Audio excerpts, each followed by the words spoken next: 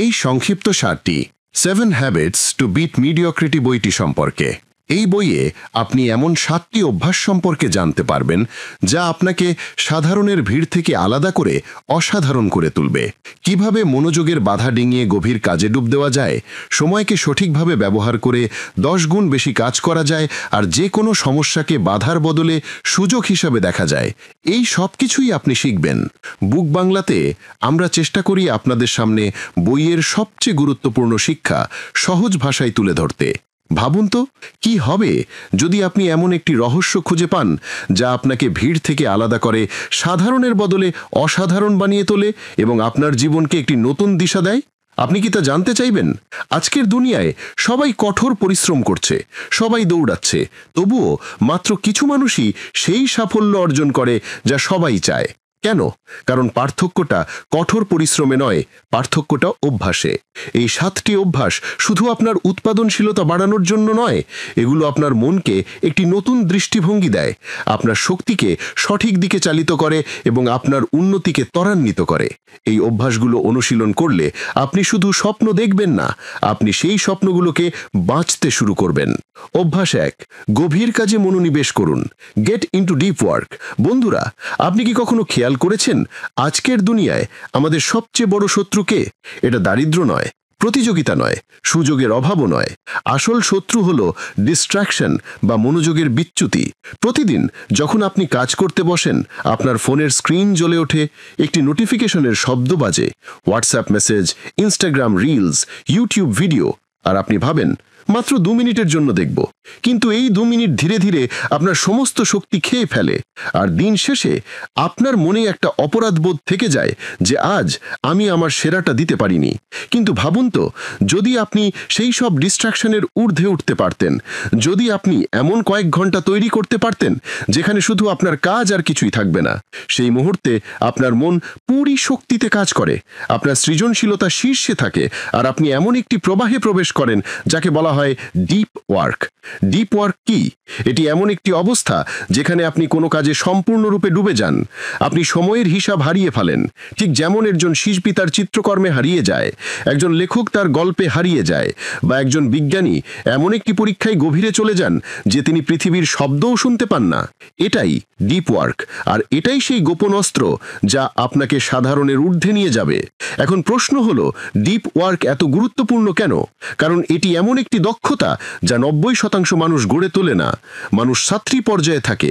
তারা কিছুক্ষণ কাজ করে, তারপর সোশ্যাল মিডিয়া চেক করে, তারা কিছুক্ষণ বই পড়ে, তারপর ফোন তুলে নেয়, আর এটাই সাধারণ এবং অসাধারণের মধ্যে পার্থক্য তৈরি করে।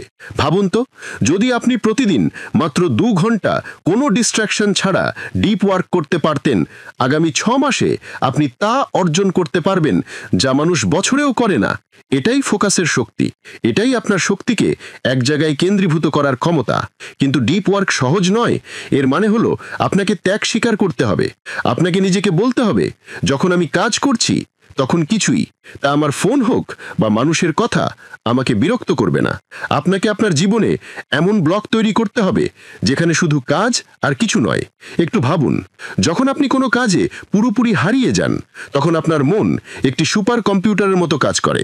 আপনার উৎপাদনশীলতা বাড়ে, আপনার সৃজনশীলতা বহুগুণ বেড়ে যায়, আর আপনার কাজ এমন এক পর্যায়ে পৌঁছে যায় যা অন্যরা কল্পনাও করতে পারে না। এটাই ডিপ ওয়ার্কের জাদু। আজকের দুনিয়ায় ডিস্ট্রাকশন এড়ানো কঠিন, কিন্তু অসম্ভব নয়। আসল বিজয়ী সেই যে তার ফোকাস রক্ষা করতে জানে। প্রতিবার যখন আপনি আপনার ফোকাস বাঁচান, প্রতিবার যখন আপনি কোনো কাজে পুরোপুরি ডুবে যান, আপনি সাধারণ হওয়া থেকে আরও দূরে সরে যান। বন্ধুরা, মনে রাখবেন যে আপনার ফোকাসই আপনার আসল মুদ্রা। আপনি টাকা হারিয়ে আবার পেতে পারেন, মানুষ আপনাকে সাহায্য করতে পারে, কিন্তু যদি আপনি আপনার ফোকাস হারিয়ে ফেলেন, তাহলে আপনি সবচেয়ে বড় বিনিয়োগ হারিয়েছেন। ডিপ ওয়ার্ক হলো সেই বিনিয়োগ যা আপনাকে আজীবন রিটার্ন দেবে। তাহলে এখন ভাবুন, আপনি কি ডিস্ট্রাকশনের দাস হয়ে থাকবেন, নাকি আপনার ফোকাসকে আপনার অস্ত্র বানিয়ে এমন এক পর্যায়ে পৌঁছাবেন যেখানে দুনিয়া আপনার দিকে তাকিয়ে বলবে, এই ব্যক্তি আলাদা, অভ্যাস 2, আপনার সময়ের সঠিক ব্যবহার করুন। Optimise your time. বন্ধুরা, ভেবে দেখুন তো, আমাদের সবার জীবনে সময়ের পরিমাণ একই। প্রত্যেক ব্যক্তির দিনে মাত্র 24 ঘন্টা থাকে, কিন্তু প্রশ্ন হলো, কেউ সেই একই 24 ঘন্টা ইতিহাস তৈরি করে, আর কেউ সেই ঘন্টাগুলো নষ্ট করে সাধারণই থেকে যায়। পার্থক্যটা কোথায়? পার্থক্যটা হলো টাইম অপটিমাইজেশন বা সময়ের সঠিক ব্যবহার। সময় আপনার সবচেয়ে বড় সম্পদ। আপনি টাকা উপার্জন করতে পারেন, আপনি বন্ধু বানাতে পারেন, আপনি দক্ষতা শিখতে পারেন, কিন্তু একবার সময় চলে গেলে তা আর ফিরে আসে না। আর এই কারণেই সফল ব্যক্তিরা সময় বাঁচানো এবং তা সঠিক জায়গায় ব্যয় করার ক্ষেত্রে সবচেয়ে এগিয়ে। এখন ভাবুন তো, যখন আপনি আপনার সময়কে অপটিমাইজ করেন না, তখন কি হয়? আপনার দিনটা ছোট ছোট জিনিসে কেটে যায়। ইমেল, নোটিফিকেশন, অপ্রয়োজনীয় মিটিং, এলোমেলো কথাবার্তা, আর সন্ধ্যায় আপনার মনে হয় পুরো দিনটাই চলে গেল, কিন্তু কোনো বড় কাজই শেষ হলো না। এটাই সময়ের সবচেয়ে বড় অপচয়। ভাবুন তো, যদি আপনার কাছে এমন একটি সিস্টেম থাকতো যা আপনার সময় বাঁচায়, আপনার পুনরাবৃত্তিমূলক কাজগুলো স্বয়ংক্রিয়ভাবে সম্পূর্ণ করে এবং আপনাকে শুধু সেই জিনিসগুলোতে ফোকাস করার সুযোগ দেয় যা সত্যি গুরুত্বপূর্ণ। এটাই টাইম অপটিমাইজেশনের শক্তি। এভাবে ভাবুন, আপনি কি প্রতিটি ছোট কাজ নিজে করবেন, নাকি আপনি সেই কাজ অন্য কাউকে সঁপে দেবেন এবং বড় লক্ষ্যে ফোকাস করবেন? এটাই হলো ডেলিগেশন। আপনি কি প্রতিবার ম্যানুয়ালি প্রতিটি ইমেল লিখবেন, নাকি আপনি একবার একটি সিস্টেম তৈরি করে তা স্বয়ংক্রিয় করে দেবেন যাতে ভবিষ্যতে কাজটা নিজে থেকেই হয়ে যায়? এটাই হলো স্মার্টনেস। আপনি কি প্রতিবার দ্বিধায় সিদ্ধান্ত নেবেন, নাকি আপনি নিজের জন্য এমন ফ্রেমওয়ার্ক তৈরি করবেন যা প্রতিবার সঠিক দিক দেখাবে? এটাই হলো অপটিমাইজেশন। কিন্তু সবচেয়ে বড় প্রশ্ন হলো, বেশিরভাগ মানুষ কেন এসব করে না? কারণ তারা মনে করে যে ব্যস্ত থাকলেই তারা প্রোডাক্টিভ। রিয়ালিটি হলো, ব্যস্ত থাকা আর প্রোডাক্টিভ থাকা দুটো ভিন্ন জিনিস। একজন ব্যস্ত মানুষ সবখানে দৌড়ায় কিন্তু কোথাও পৌঁছায় না, যেখানে একজন প্রোডাক্টিভ মানুষ কম কাজ করে কিন্তু সঠিক কাজ করে এবং একটি বড় গন্তব্যে পৌঁছায়। বন্ধুরা, যদি আপনি আপনার সময়কে অপটিমাইজ করতে শেখেন, তাহলে আপনি 10 গুণ বেশি কাজ করতে পারবেন, 10 গুণ বেশি উন্নতি করতে পারবেন এবং অন্যদের থেকে 10 গুণ এগিয়ে যেতে পারবেন। কিন্তু এর জন্য আপনাকে একটি কাজ করতে হবে। আপনাকে বিশ্বাস করতে হবে যে আপনার সময় মূল্যবান, এতটাই মূল্যবান যে আপনি প্রতিটি ছোট ডিস্ট্র্যাকশনে তা ব্যয় করতে পারবেন না। এক মুহূর্তের জন্য থামুন আর ভাবুন, আপনার দিনের কতটা সময় আসলে সেই কাজে ব্যয় হয় যা আপনার স্বপ্ন পূরণ করবে, আর কতটা সময় অকেজো কার্যকলাপে ব্যয় হয় যা শুধু আপনার সময় খেয়ে ফেলে। এই প্রশ্নটি আপনার জীবনের দিশা বদলে দিতে পারে। তাহলে এখন সিদ্ধান্ত আপনার হাতে।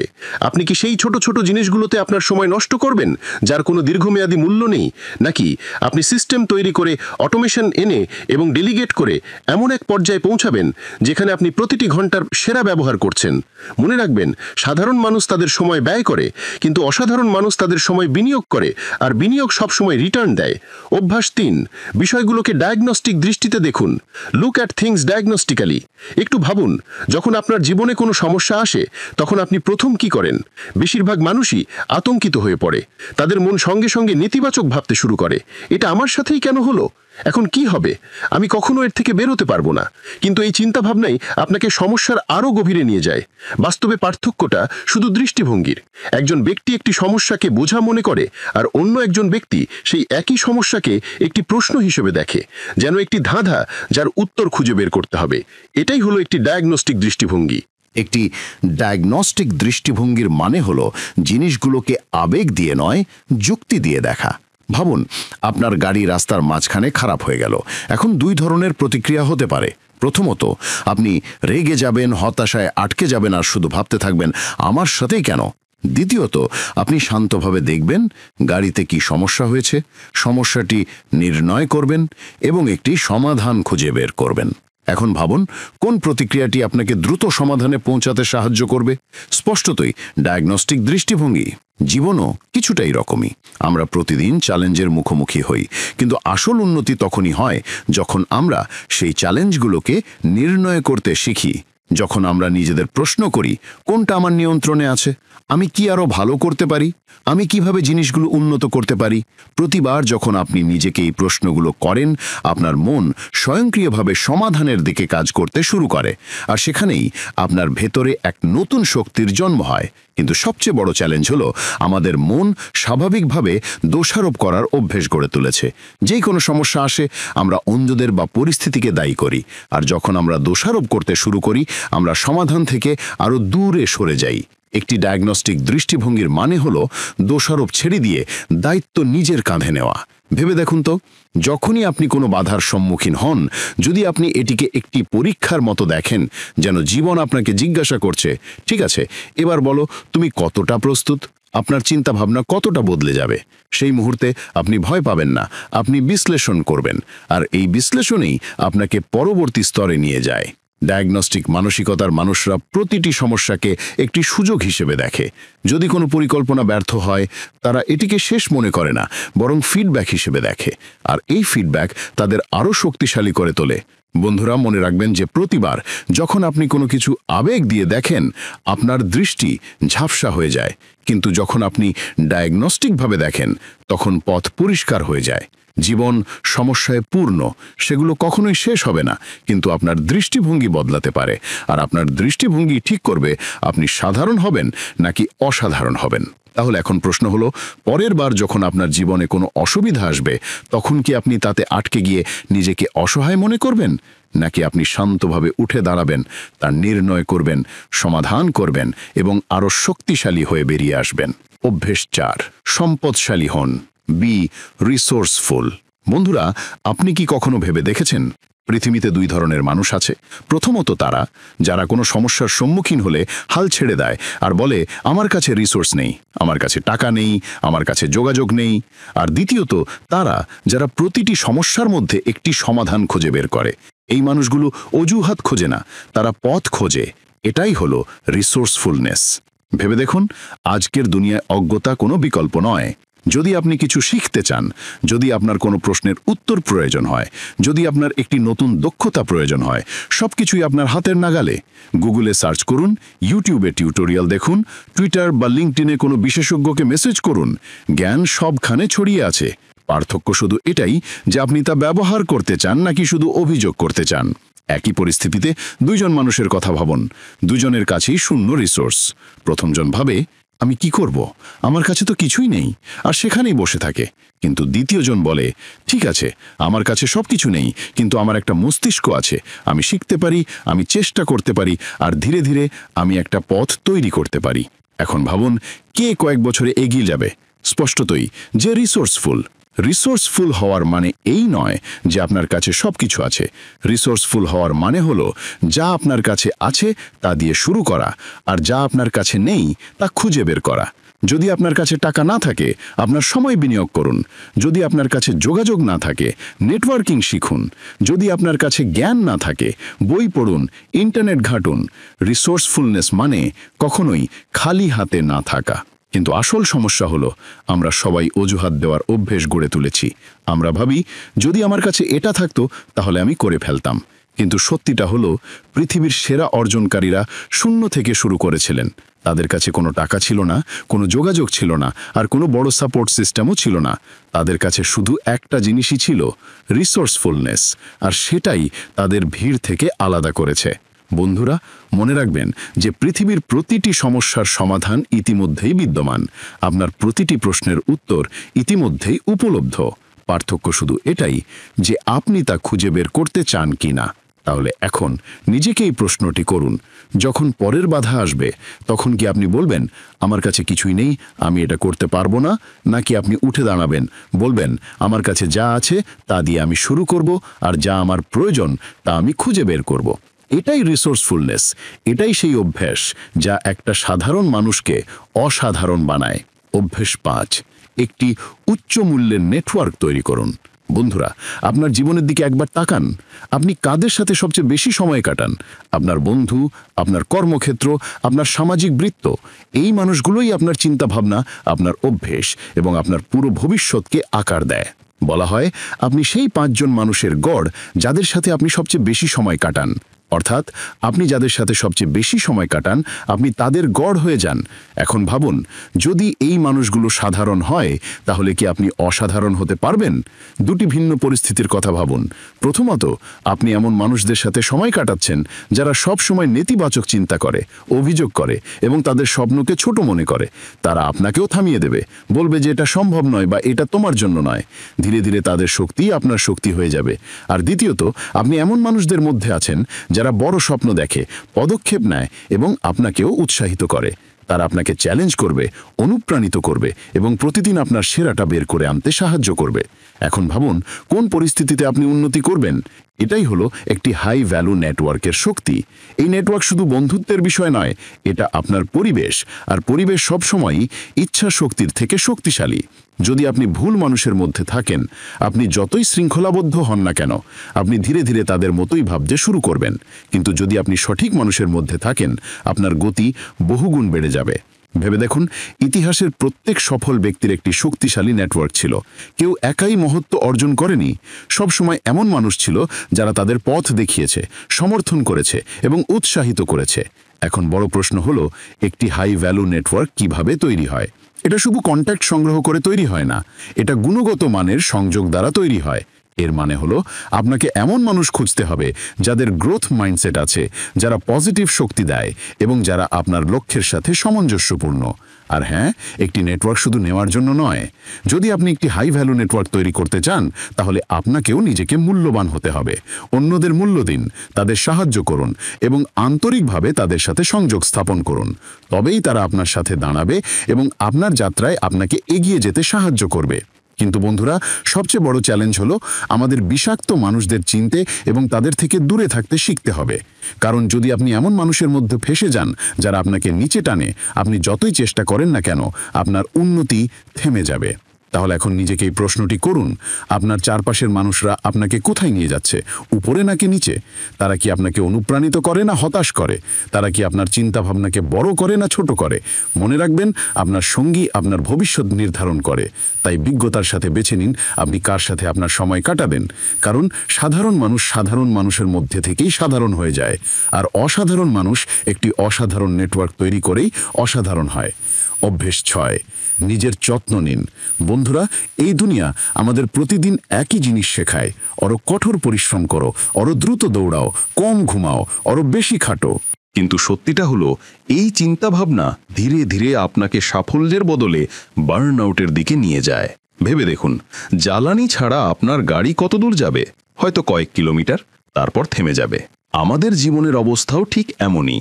যদি আমরা নিজেদের যত্ন না নিই, আমাদের গতি যতই দ্রুত হোক না কেন, আমরা শীঘ্রই ক্লান্ত হয়ে পড়ে যাব।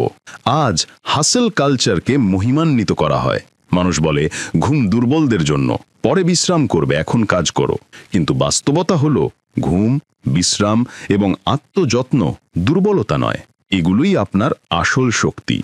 কারণ কেবল যখন আপনার মন তাজা থাকে, আপনার শরীর শক্তিশালী থাকে এবং আপনার আত্মা শান্ত থাকে, তখনই আপনি আপনার সেরাটা দিতে পারেন। ভাবুন, আপনি সারা রাত কাজ করলেন, ঘুম বিসর্জন দিলেন এবং নিজেকে বললেন আমি শক্তিশালী, কিন্তু ধীরে ধীরে আপনার মন ভোতা হয়ে যায়, আপনার সৃজনশীলতা ম্লান হতে শুরু করে এবং আপনার সিদ্ধান্তগুলো ভুল হতে থাকে। এটাই বার্নআউট। আর বার্নআউট শুধু আপনার ক্যারিয়ার খায় না, এটা আপনার পুরো জীবনটাই খেয়ে ফেলে। এখন ভাবুন, যদি আপনি প্রতিদিন আপনার শরীরের জন্য ব্যায়াম, আপনার মনের জন্য ঘুম এবং আপনার আত্মার জন্য ধ্যান দিয়ে নিজেকে রিচার্জ করেন, তাহলে আপনি শুধু কাজ করছেন না, বরং আপনি নিজেকে দীর্ঘমেয়াদী টেকসই সাফল্যের জন্য প্রস্তুত করছেন।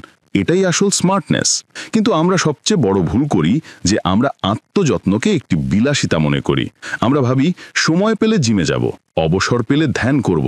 কিন্তু বন্ধুরা, আত্মযত্ন কোনো বিলাসিতা নয়, এটা আপনার প্রয়োজন। এটা হলো ভিত্তি, আর কোনো ভিত্তি ছাড়া কোনো বিল্ডিং দাঁড়াতে পারে না। মনে রাখবেন যে যদি আপনি নিজেকে উপেক্ষা করেন, তাহলে আপনি আপনার স্বপ্নগুলোকেও উপেক্ষা করছেন।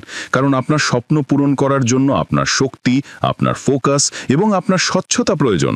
আর এই সবই সম্ভব কেবল যখন আপনি নিজের যত্ন নেন।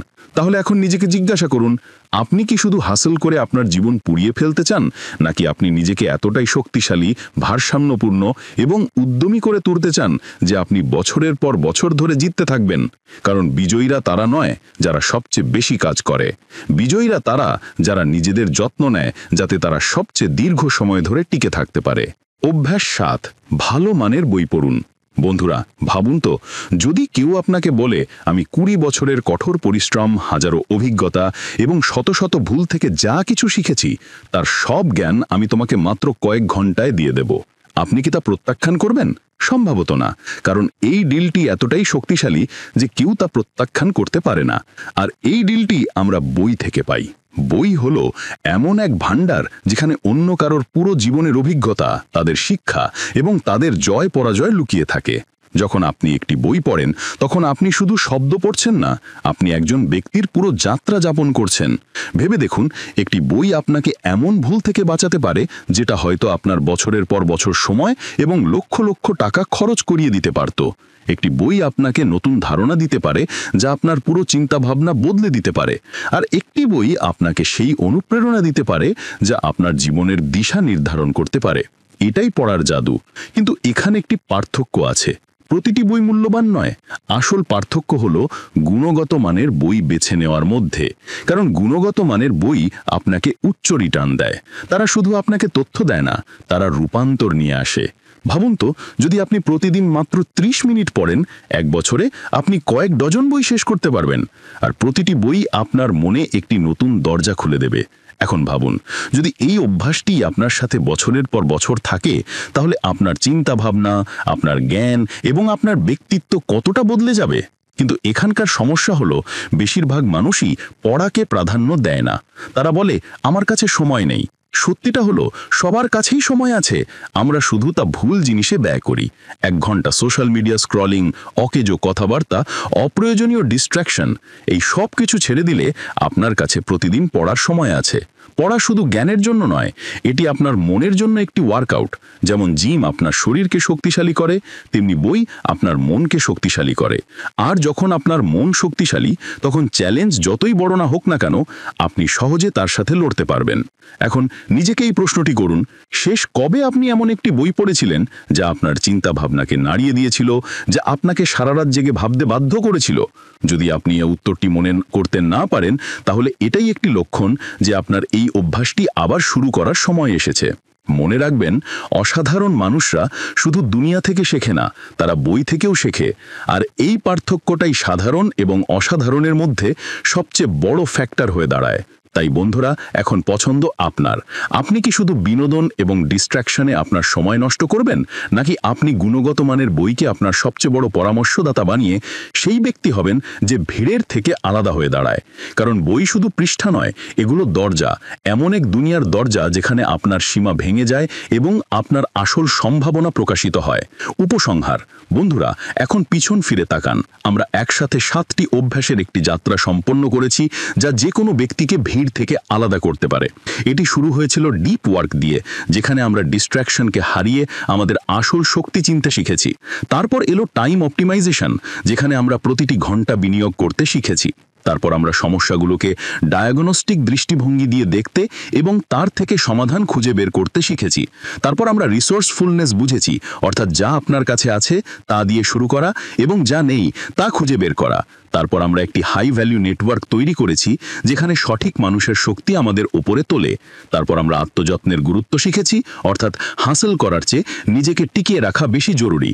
এবং শেষে আমরা গুণগত মানের বইয়ে পৌঁছেছি, সেই ভাণ্ডার যা আমাদের চিন্তা ভাবনাকে সীমাহীন করে তোলে। কিন্তু বন্ধুরা, এখন সবচেয়ে বড় প্রশ্ন হলো, এই অভ্যাসগুলো কি আপনার শুধু শোনা কথাই হয়ে থাকবে, নাকি আপনি এগুলোকে আপনার জীবনের অংশ বানাবেন? কারণ সত্যিটা হলো, জ্ঞান কখনোই যথেষ্ট নয়। যদি জ্ঞানকে কর্মে রূপান্তর না করা হয়, তাহলে তা শুধু তথ্য হয়ে থেকে যায়। আসল জাদু তখনই ঘটে যখন আপনি এই অভ্যাসগুলো অনুশীলন করেন। মনে রাখবেন, মহত্ব একদিনে আসে না, মহত্ব প্রতিদিনের ছোট ছোট অভ্যাস থেকে গড়ে ওঠে। এই অভ্যাসগুলোই আপনার দিশা নির্ধারণ করে। এই অভ্যাসগুলোই আপনার ভাগ্য তৈরি করে। এখন আপনি এমন এক পর্যায়ে দাঁড়িয়ে আছেন যেখানে 2টি পথ আছে। প্রথমটি হলো সেই পুরনো পথ, ডিস্ট্র্যাকশন, অজুহাত এবং সাধারণ চিন্তাভাবনার। আর দ্বিতীয়টি হলো সেই নতুন পথ, যেখানে শৃঙ্খলা, ফোকাস এবং একটি অসাধারণ জীবন আপনার জন্য অপেক্ষা করছে। তাই সিদ্ধান্ত আপনার হাতে। আপনি কি ভিড়ে হারিয়ে গিয়ে সাধারণই থেকে যাবেন, নাকি এই 7টি অভ্যাস গ্রহণ করে সেই ব্যক্তি হবেন যার জন্য দুনিয়া বলবে, এ আলাদা, এ অসাধারণ? সংক্ষেপে, এই 7টি অভ্যাস, গভীর কাজ থেকে শুরু করে ভালো বই পড়া পর্যন্ত, আমাদের সাধারণ জীবন থেকে অসাধারণ হয়ে ওঠার একটি সুস্পষ্ট পথ দেখায়। এই ছিল 7 হ্যাবিটস টু বিট মিডিওক্রিটি বইয়ের মূল শিক্ষা। আরও বইয়ের সংক্ষিপ্ত সার পেতে চোখ রাখুন বুক বাংলাতে।